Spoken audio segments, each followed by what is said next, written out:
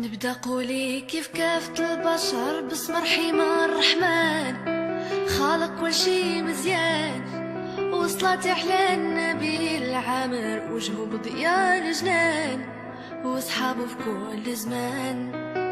يا بنت السلطان انا خديم وانت صاحبك بالشان، بيني وبينك بيبان زهرة دفلة في الكون قايمة، زينك شحال يبان مرار وعد بشبان.